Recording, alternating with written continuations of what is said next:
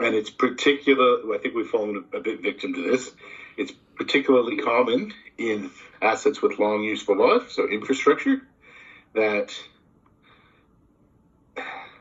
because we're talking about multi-generational assets, the reason assets were created, so the objective of the assets gets lost from people becoming experts in maintaining and operating those assets. Mm-hmm.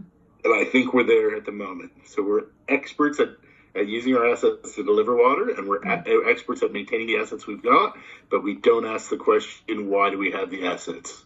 Mm-hmm. How's that for an observation?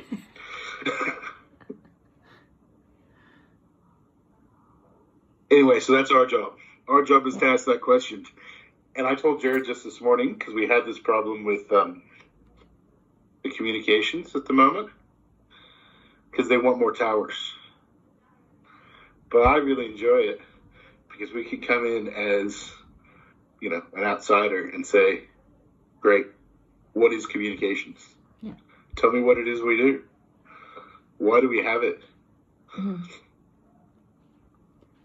So, does he know? Sorry? I haven't had. Oh, does he know? I don't think Jared knows. Well, and this was his point. So he brought me a meeting yesterday that's going to cause us some angst of it, because I need to read the paper. But Andy and Lewin want to do stuff. So, but they're jumping straight.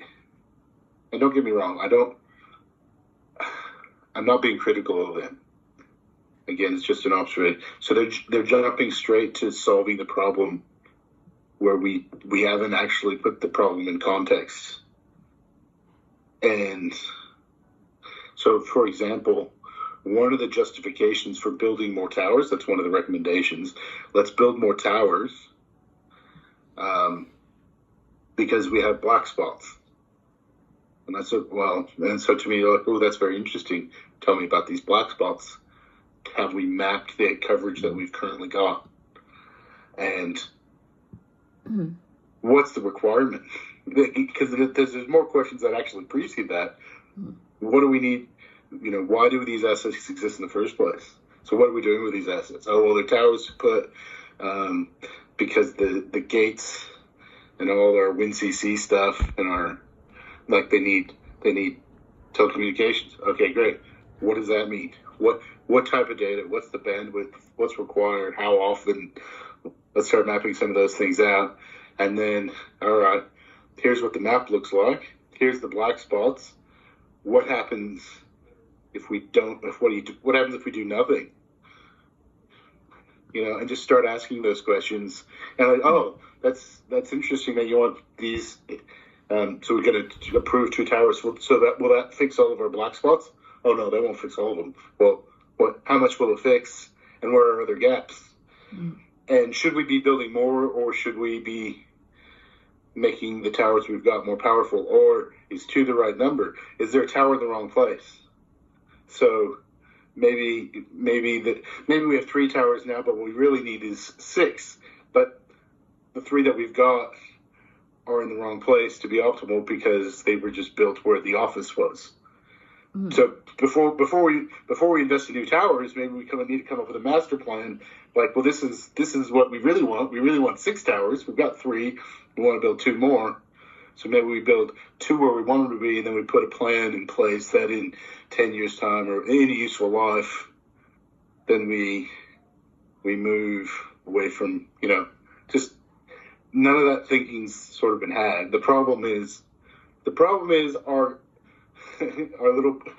our columns, our little ones and zeros aren't getting where they need to be, and we go straight to how can we get the ones and zeros to go to the right place without putting it in that bigger context. So, I don't know exactly what to do, because I want to find an asset, and maybe we develop our own, because I'm not particularly happy with IPWAA's asset management plans, because I think you lose sight of what's important. So to me, an asset management plan, the two most important sections are the executive summary. So depending on which one. So I used to say it's always directed at the CEO, but maybe perhaps not. Perhaps the summary asset management plan, the audience of the executive summary is the CEO, and perhaps the class executive summary is for Jared, or maybe Scott B, because he's there. But anyway, it's an executive anyway. So you got one page, and this is, I've not seen this done well very often. So you have one page, executive summary, to communicate to that executive where the problems are.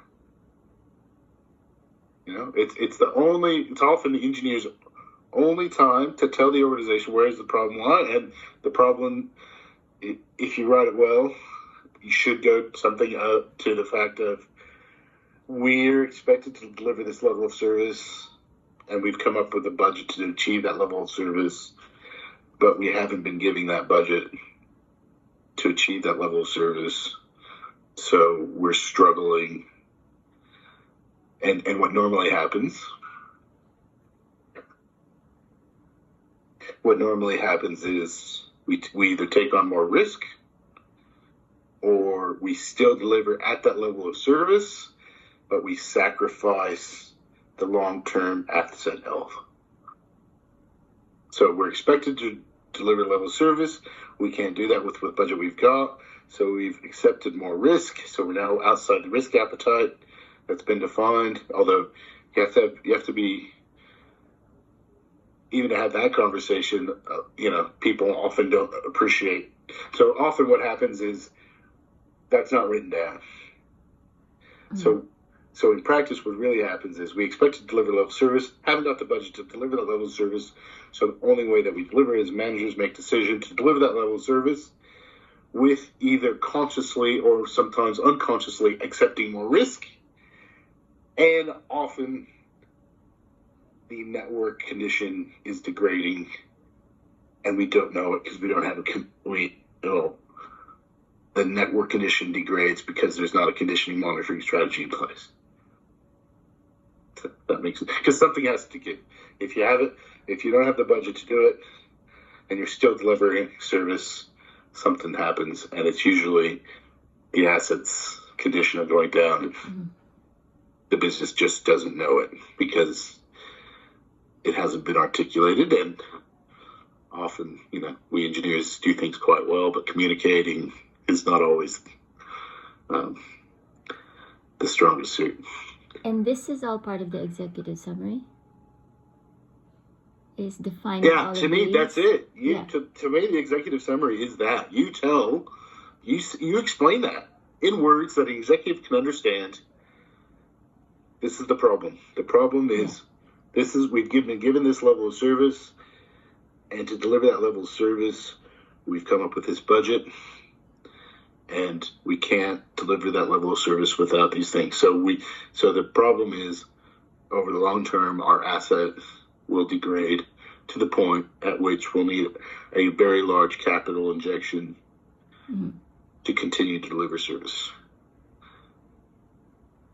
And that's important for several reasons, actually, because because you see it all the time, that we as engineers just tend to be quiet creatures, and we just tend to do what we can with what we've got. So engineers often say, $50 million of capital is required for whatever it is. And the company goes, yeah, we don't have 50 million, have 30. And the engineer says, okay, I'll take 30 and go off and do it. And then, so what does the business hear when you do that?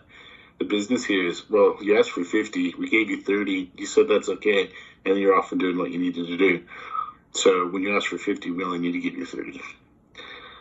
So what we need to do instead, when we ask for 50, and we're only given 30, we can say, okay, but these are the compromises that are being made. Because that bit is so often missed. Yeah.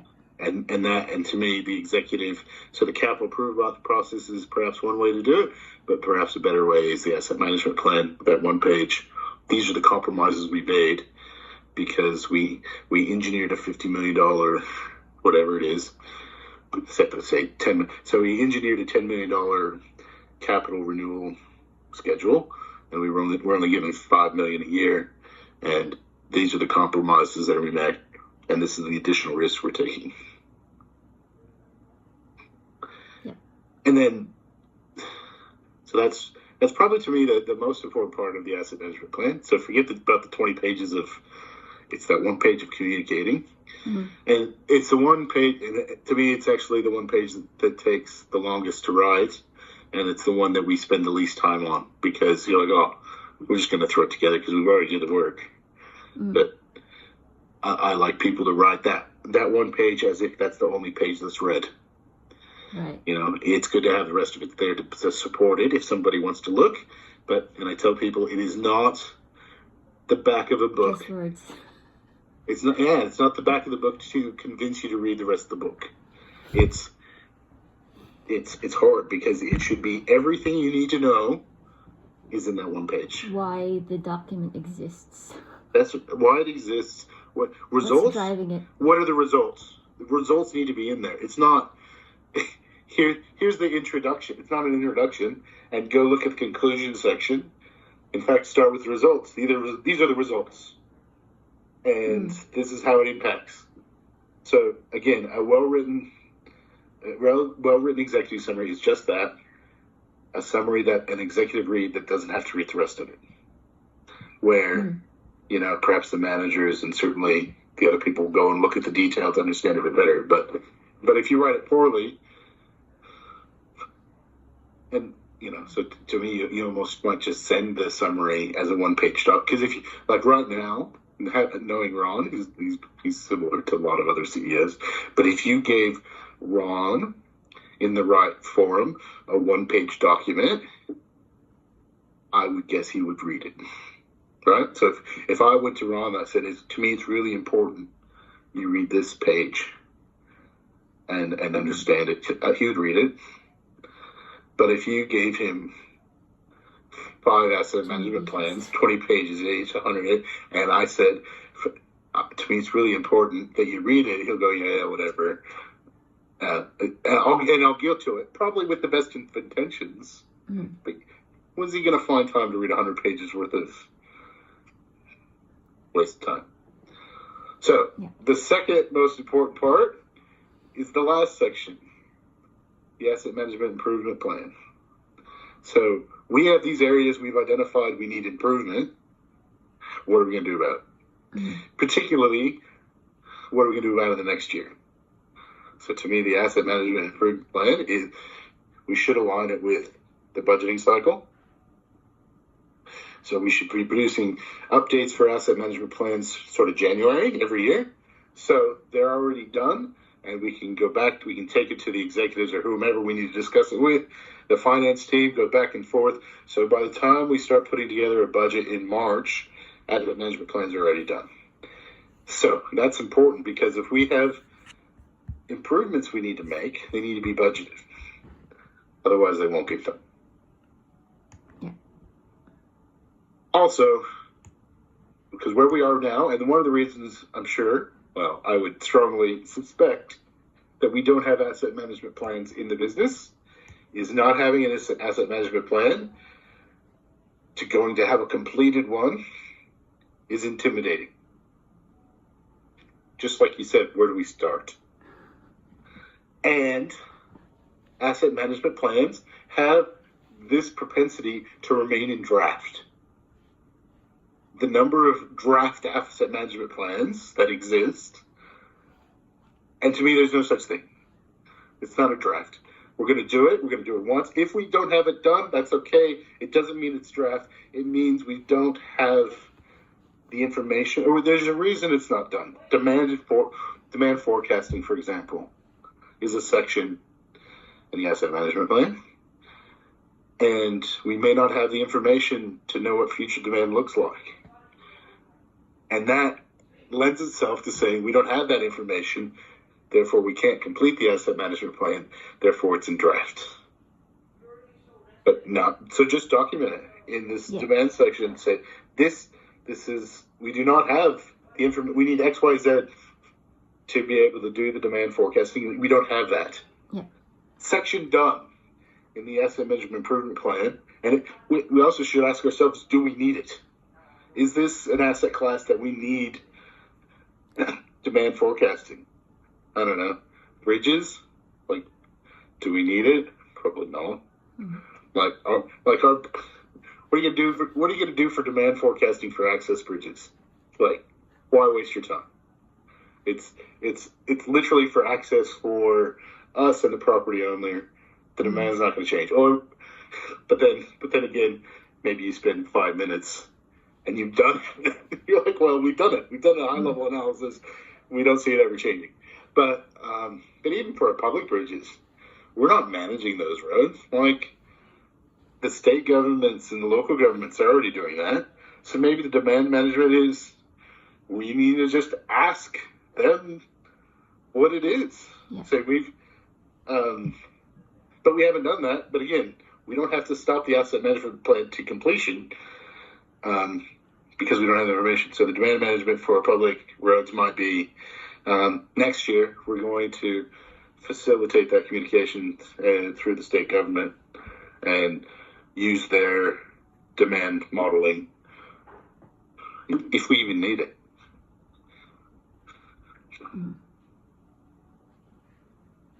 Another reason I don't like IPWA is are you familiar with NAMS Plus? Are you familiar with the Black Book that IPWA put out? So IPA it's infrastructure maintenance manual, I think, IIN. It's known as like the Black Bible of asset management. And I don't have any problem with the book itself, but they've created themselves. So it's the standard, I guess. It's the de facto industry standards because there's no other standard, not because it's a particularly good one. So, IPWA, Institute of Public Works and Engineering Australia.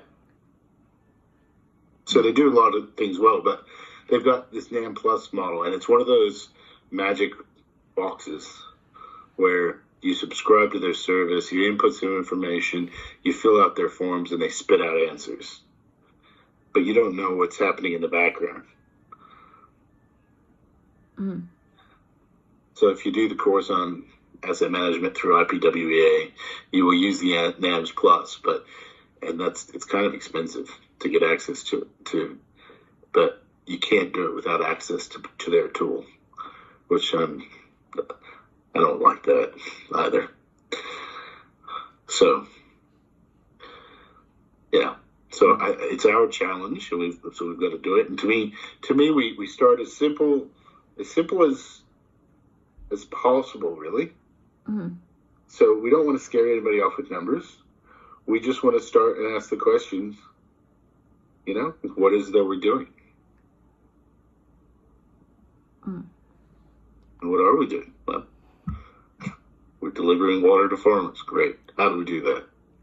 Mm. And what are the organizational objectives? Great.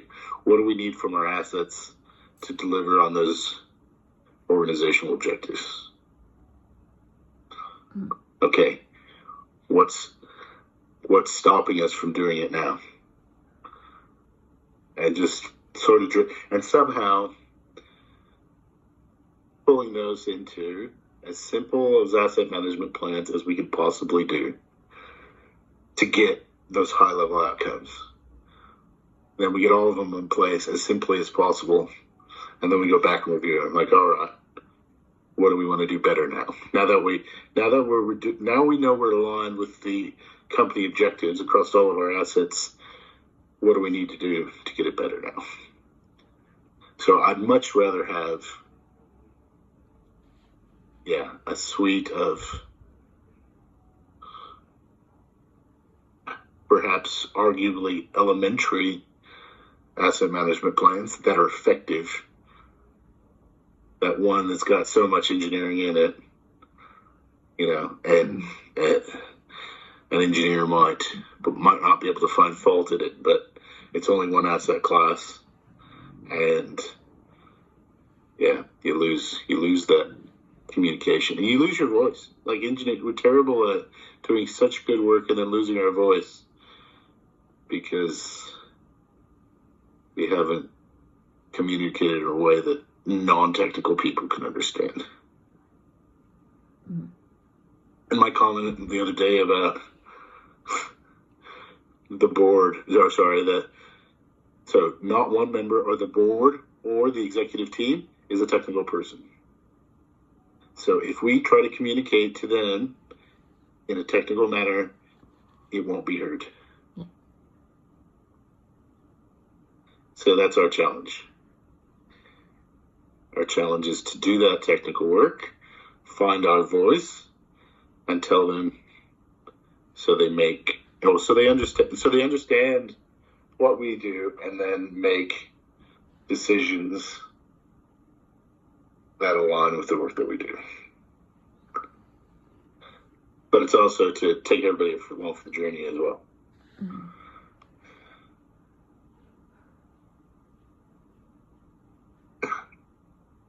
Great. No, we're just gonna go do it. I don't know. Is that valuable to you? Very valuable. It's pretty clear in my head, and perhaps I need to have more conversations. I think Jared and I are pretty aligned that way. Okay. In that he's taken me to a meeting. He goes, "Here, I've invited you to this meeting. I want to get you exposed to it, and you watch. They're going to jump straight to problem or solution, finding solutions without understanding everything else." And the first day, and I might have shared this with you already, but the first day that he came on and we had to look at those radar sensors, and he said that might be a great solution. Mm-hmm. He said, but we haven't identified. We haven't identified that as a problem. Yeah, exactly right. So he said, if we capture if we capture the data that we need and we do the analysis and we say, well, one of the most important things for us at the moment is to fix this sensor problem. Our level sensors are really letting the entire business down. Well, then we go and do it. Yeah. But we don't find the problem and fix the problem without doing that analysis first. So we do that analysis first, if it's a problem, and then we fix it. Now, have I told you about the auto electrical stuff?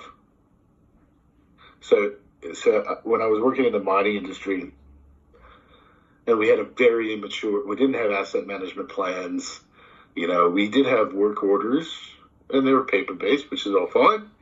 And we're doing preventative maintenance, so that's kind of where we were. We did preventative.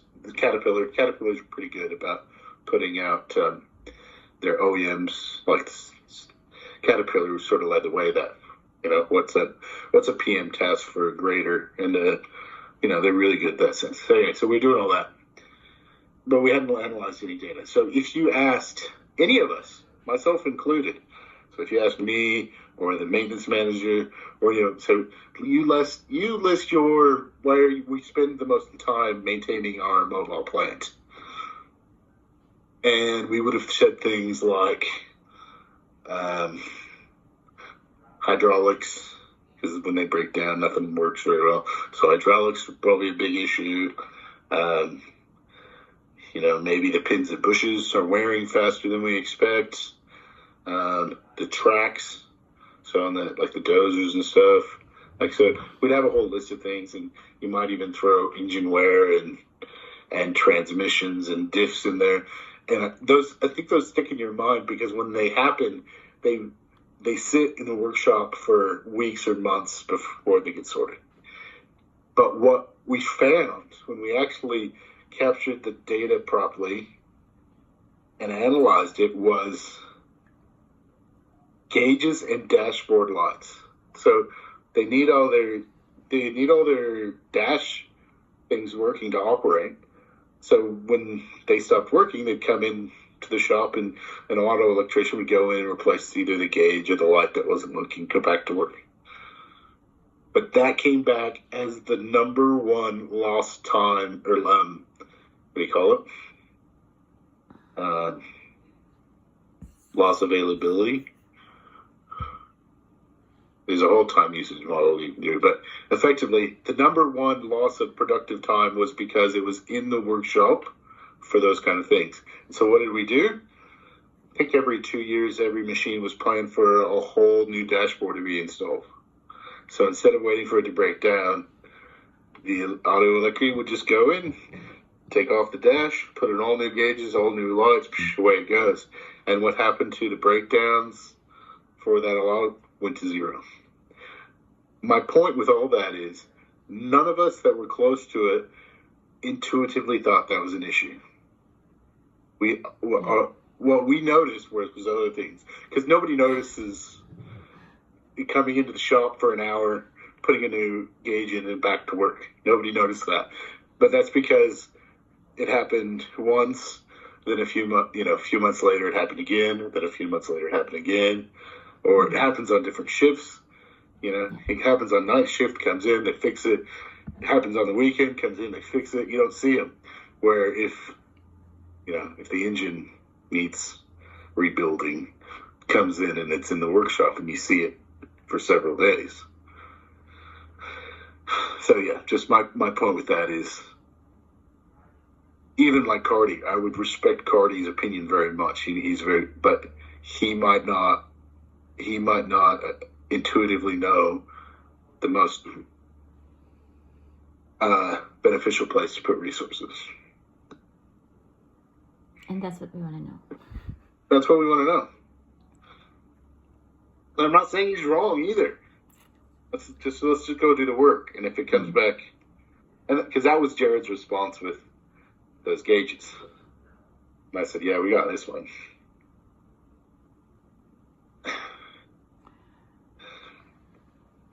Mm-hmm. So also, I don't know exactly where you fit in all this either, but I want to lead on. So we as an organization are capped at 120 FTEs, full-time equivalent. Are you familiar with that term? It's an HR thing. FTE is a person, full-time equivalent. So if you work part-time, you're not a full FTE. So if you work 2.5 days, you're half an FTE. But that's how HR counts the people in your organization. So board tells us we have 120. So we're not likely to get any more. So this is why when Lorinda suggested, even though I fundamentally disagree with bringing the design back in-house, even if I agreed with it, I'd probably say that's something I can outsource effectively to stay underneath that 120 cap. That being said, I need to understand the budget a bit better, but Jared said there's budget to use them for more. So maybe we use them for more. Right. And maybe the reason you and I and Jared might do, and because I talked to him about that, I said, I don't want to stifle that enthusiasm either. Yeah. Fish is another one. He brings us off. We got to do something about these, what were they, gearboxes getting smashed by the headers? Yeah, okay. So maybe that's, again, something else we send to Paul and team. And then he can, we just have to manage them. And it doesn't have to be Paul. I just think there's no reason for me not to use Paul at the moment. Sort of what's set up, and I think it's working, so let's just keep going. Mm-hmm. But I think we just need to manage them more as additional staff. Even though they're contractors, I need to spend more time, get to know them a bit better, engage with more dialogue, give them more clear direction. And we'll manage them different because they are contractors, but in some sense, we should just think about them as they're part of our team. Yeah. And they're a more flexible part of our team. where the rest of it's pretty rigid.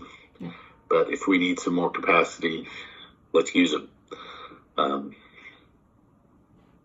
for all this other stuff. Mm-hmm. All right. Well, I don't know. That just kind of all came out. I wasn't really thinking. I didn't plan to talk about any of that, but except for the strategy bit.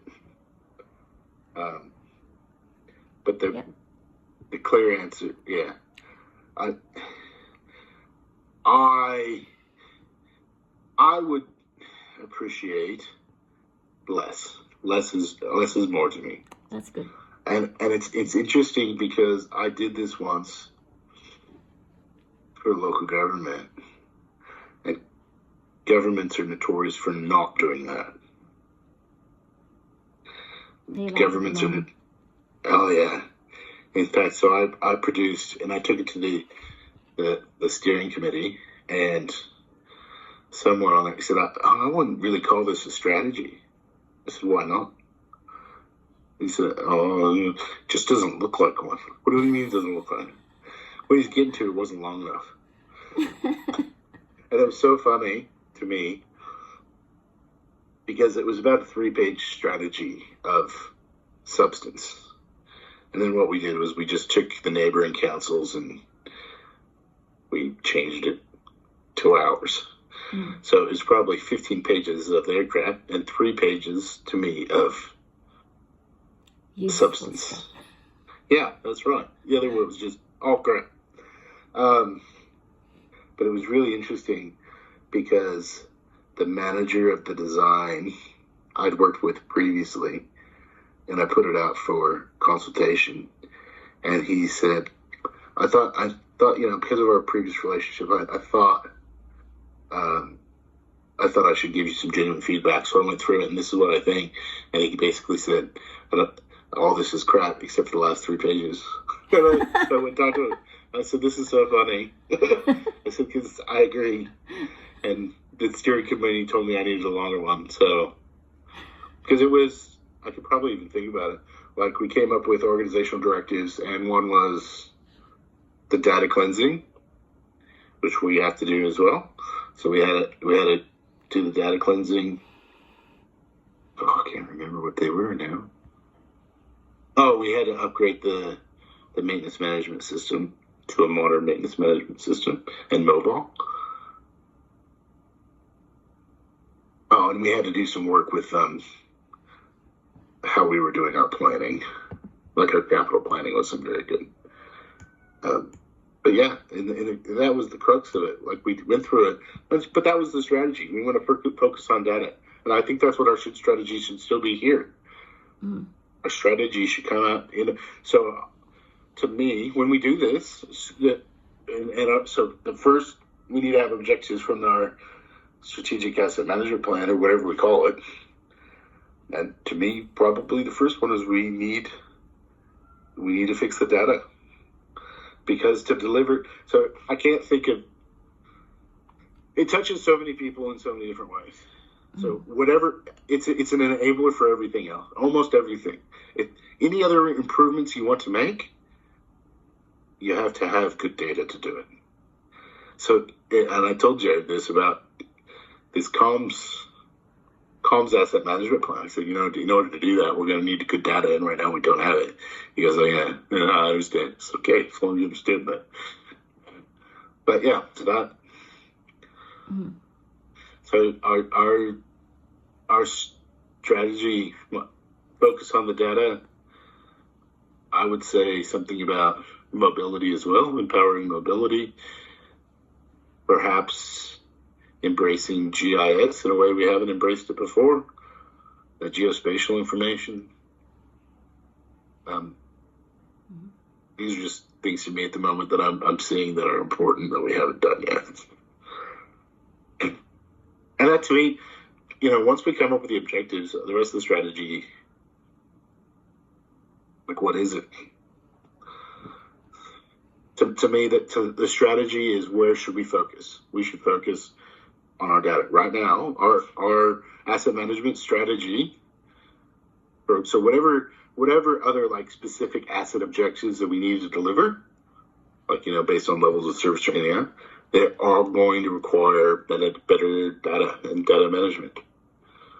So, not to preempt us writing this, but my intuition, it's just intuition, so I can be convinced otherwise, but my intuition at the moment is that's where we should start. Yeah. And that should be our strategy, and that's what we should focus on. And until we've gotten that right, we shouldn't be doing other things. Right.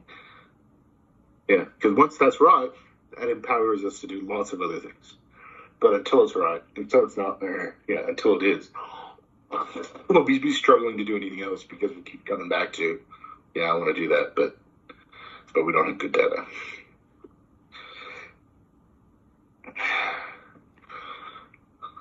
I don't know. So we'll work through it. My suspicion is that IAM is going to want more than I think is necessary. Yeah. But I'll speak to Jared, and perhaps we speak to Scott and the rest of the executives. Like, what do we want to see? And I think this organization, more than others that I've worked in, will actually appreciate that. Will appreciate that it doesn't. Length is not synonymous with quality. In fact, I would argue it's inverse.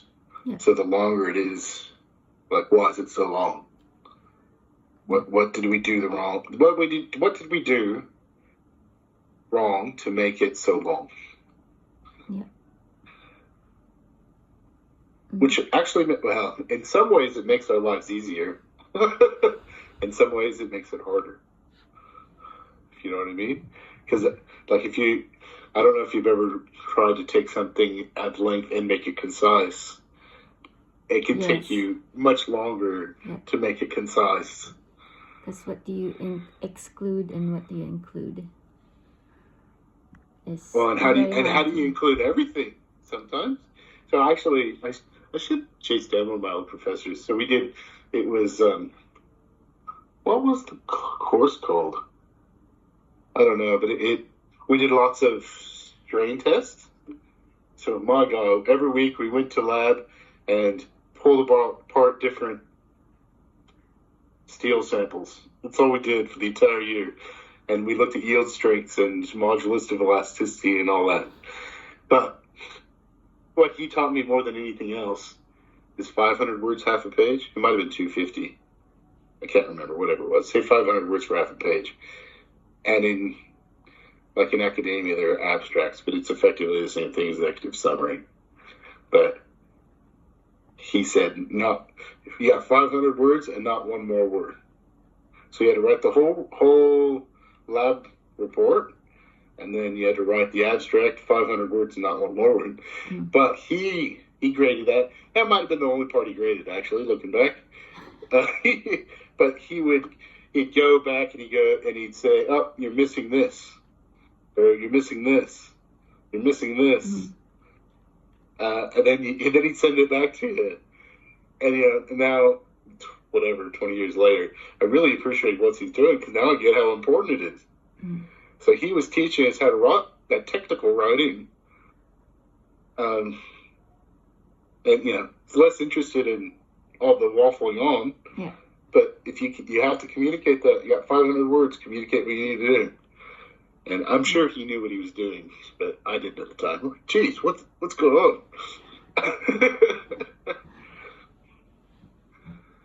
But yeah, it was actually quite hard. And you had to think, you're like, well, shit, it's 502 words. How can I reword this so it's 500 words? And I think, I looked it up once because I'm not even sure it was Mark Twain, but it's one of those anecdotes where Mark Twain wrote a letter and he said something like, I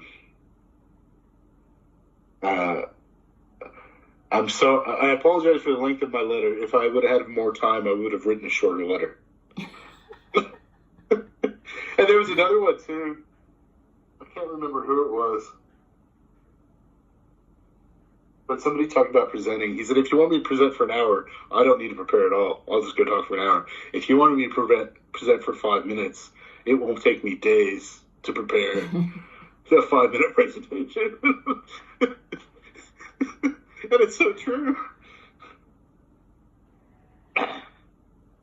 Yeah, that's so Okay. true. Oh, so I keep forgetting to say, so Wednesday next week, so we don't have heaps of time, but enough, I think.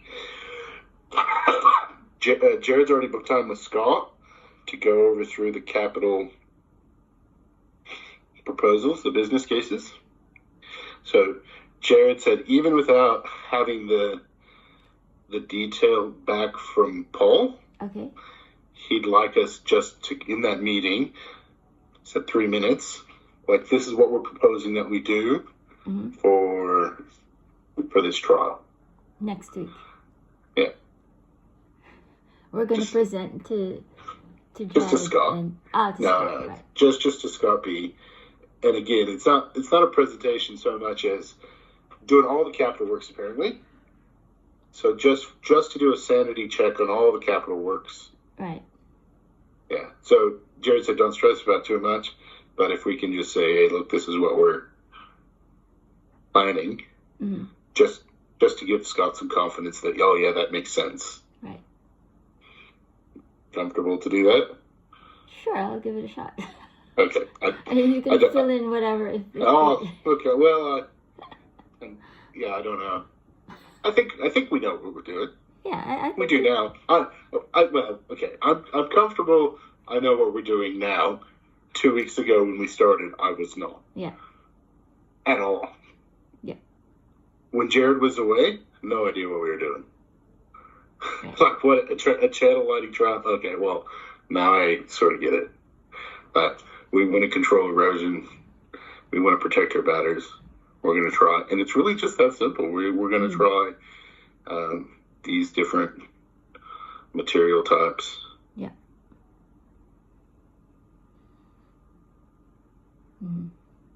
Yeah, that's it. And we just have a list of the material types, and you know, we think it's going to cost about $5,000 per trial. We're getting the costing back, and we'll have a budget prepared. But even this is, we're kind of shooting ourselves again. This is jumping to delivering solutions before we understand what all of our problems are. But I think we're just going to have to accept that we do some of that. Yeah. So what I'd like to do is start on our objectives. Because I've been thinking about this recently. How do we do this? So to me, we start on the objective. So we start delivering. I have to complete this gap analysis. It's pretty bad that I haven't delivered it yet. But we start on the strategic strategy. We start on the whatever the other plan is, the 40 recommendations. I really want to rebrand it now, but it's probably too late. The asset management system alignment plan. Ugh, mouthful. Had I known it was going to stick, I might. Asset management system alignment plan. Yeah. Strategy. Yeah, don't you start. Strategy plan. Strategic plan. Yeah, so if we get those two going and we get them to the point that we're nearly comfortable with them, then we can start taking other things on board. You know, so we're sort of at the moment now that I really don't want to accept anything else until we get those moving. Then we get for a feeling of how long it's going to take us to do them. And then once we start getting them in place. Also, Jared said he wants to go to the executives in October. Sorry, not the executives, the board. So we need to be in a bit better place by then to have that conversation with the board. Mm-hmm. But that's we'll get there. Is it with the Samp? Mostly the gap analysis, I think. So we're not going to take the Samp. We'll have the gap analysis done, delivered, and available for them to read.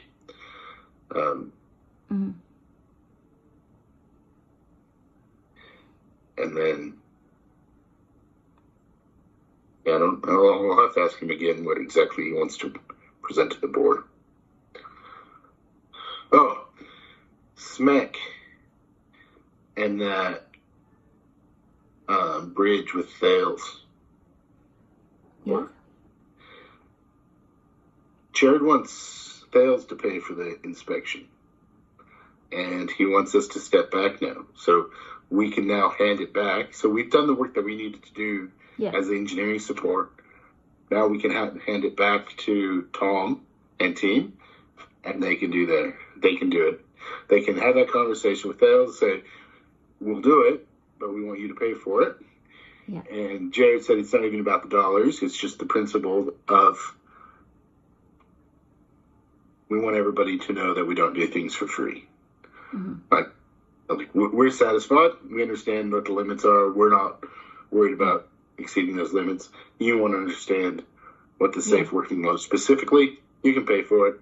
And our customer support team, customer managers, whatever they do, they have a relationship. They can negotiate that. They can organize SMEC, and they can do it. I don't think there's any reason for us to be involved anymore. They might. What if they want to engage some other consultant? Well, like they have to. They have to use SMEC. Well, I would just have, because we already use SMEC, and it's only one. If it was a big enough portfolio of work, it might go out and procure something different. But we've already tested the market with that, and so I would have Tom engage SMEC to go do it. Right. And they could manage it, all the logistics and everything. Yeah. And if they need any technical advice, they can come back to us with technical questions. Mm. So I will be speaking to Tom about that. Right. That's good. Yeah. But, yeah, we just need to get away from doing things like that. Yeah. And not that we need to get away from doing things like that. Like what we did there, what you did, I didn't do anything. What you did, I think, is exactly appropriate. You went away, found the design, because the customer relations team, or whatever they call themselves, they wouldn't have been able to do that. Mm. Yeah. They wouldn't have progressed this query. They wouldn't have been able to do any of it. Yeah. They just wouldn't know what they're looking at. So, yeah, credit to you. You went in there without any guidance, found what you need to find. Engineering done. You can go do the rest. Now that it no longer takes an engineer. Yeah. So that's good. Yeah. Which is fun when we do a few things like that. What was I gonna? Oh. Yeah. Apparently Pete has a few of those that come through. Because I told Jared, I don't mind. He said, yeah. I said, but Pete's got the same problem at the moment. It was just one, and then it was two, and then it became problematic. I said, but okay, that's fine, but we can have a conversation, and if it becomes problematic, and we can say, oh, we did one, we did two, we're doing a few a year, but now all of a sudden it's 2 a month, and now it's really impacting my ability to deliver, the other things. Now we need to find a better way to do it. Yeah. Like if it needs to be done, either something I'm doing now has to stop, or we find another way to do it. I'm happy to have those conversations. Mm-hmm. And yeah, like the one with fish, I think we need to, I don't know exactly. Lorinda's working on that engineering engagement process. Yeah. The other big one, and I don't know if it sits in our strategy or not, is the project management framework. Geez, we have a project management framework. We have standard project initiation documents. Go fill them out. It's a project. And hopefully, if we do it right, it's scalable. So if it's a small project, it's not a lot of work. If it's a big project, justifies more rigor. Go do the work, then come back to us. Well, but then again, also, we're not the project managers. So, this is exactly what's happened with the Thales one, where we've been brought in under technical advice, But then by that de facto, we become the PMs for it. Right. We don't need to do that. Yep. We should have, to me, we should have some PMs doing that, but we're not just there yet. All right. All right. Anything else you got for me? I'm trying to think. I thought there was something else I want to discuss. Oh, just that. So I want you to get going on the Samp, and then as soon as we're comfortable that we're making progress with that, we need to do this asset management plan for these comms, for the communication stuff. Mm-hmm. And again, even Jared said, he said, this doesn't have to be a super big engagement. He said it's a small asset class. I said also, Jared, just be wary that just because the volumes of assets are low doesn't mean the complexity of the assets aren't high. So it might represent a small value on our books, but it can. And I think the comms, because of the nature of communications, it's going to be just that. But sorry, I don't know that I think that it has the potential to eventuate to that. Yeah.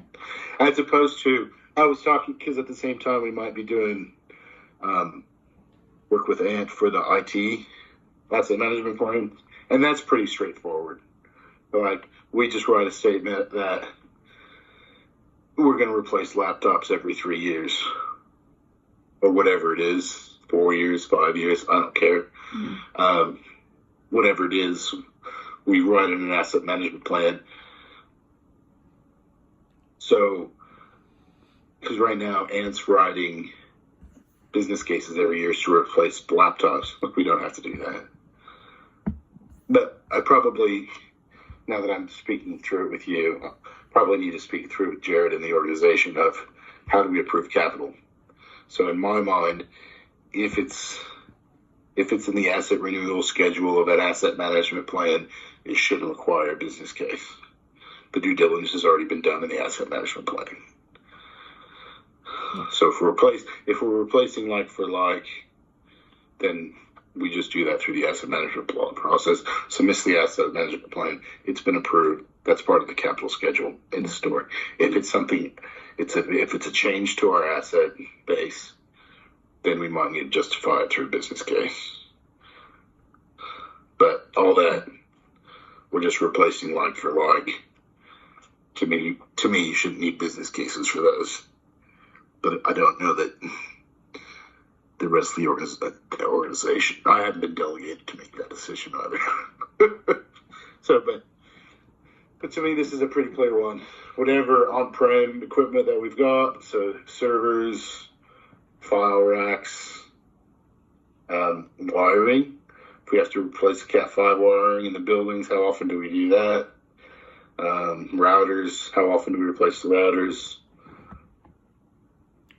Like that one, even though it's ICT, it's going to be a pretty easy asset management plan. Right. But our comms, because our comms is OT, they call themselves operational technology. Mm-hmm. I don't know if it's going to be as straightforward or not.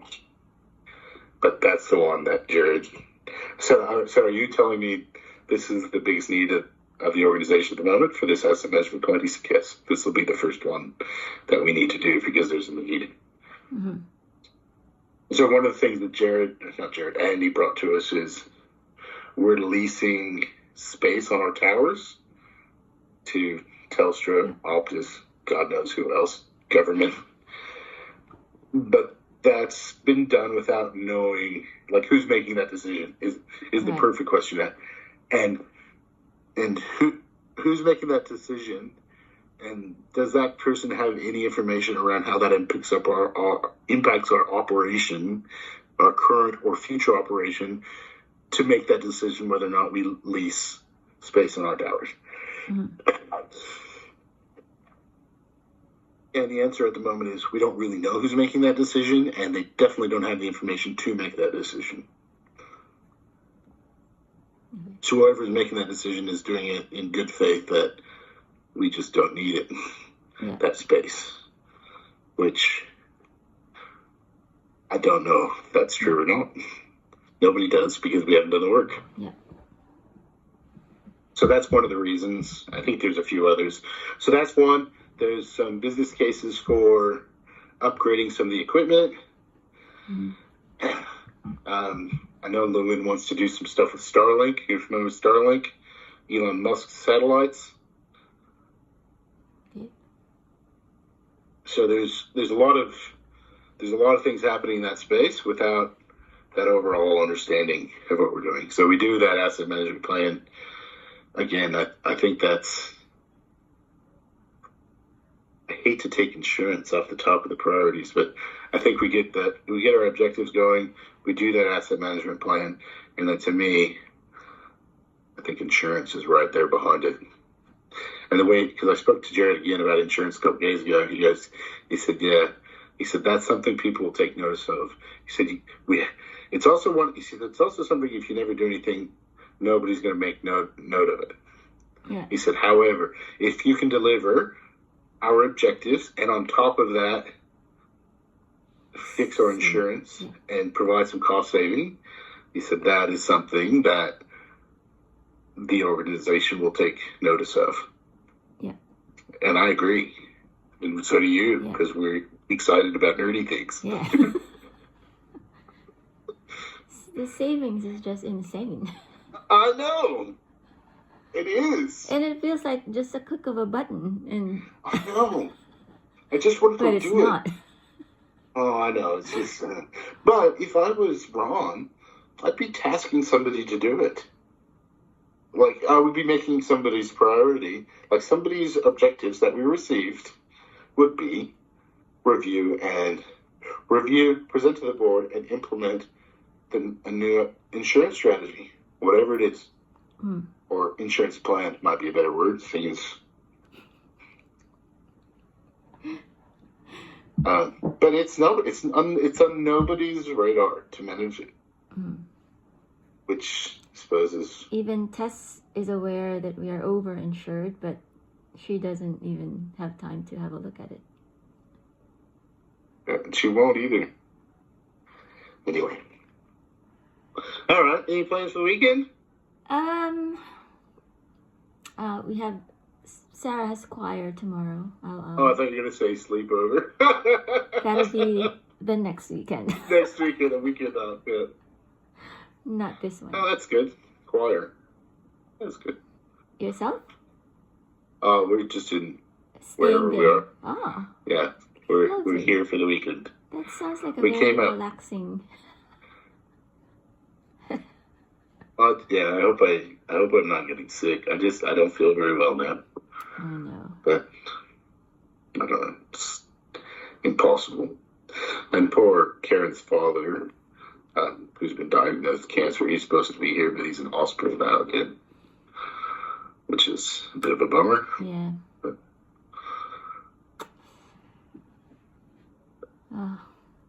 But it is what it is. Sad. So it's his wife's birthday. Yeah. Get together. So. Anyway, I feel sorry for my mother-in-law because she's been looking forward to this, and she did all this work, and then all of a sudden, 2 days ago, he went back into hospital. And is he doing chemo already? Yeah, he started chemo already. Yeah. Yeah, and he had a lot of fluid on his lungs, and he couldn't breathe. But then they removed the fluid, and he was feeling much better for several days, and he went home and everything was fine, and now he can't breathe again. But this time they don't believe there's any fluid on his lungs, so that I don't know that there's an easy fix to get him feeling a bit better again, like last time. But we don't know that for sure. They're doing an ECG to see if ECG. No.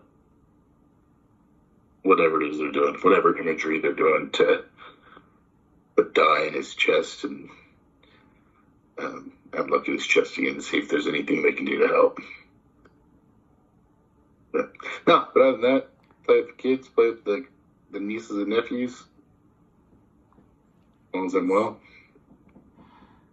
All right.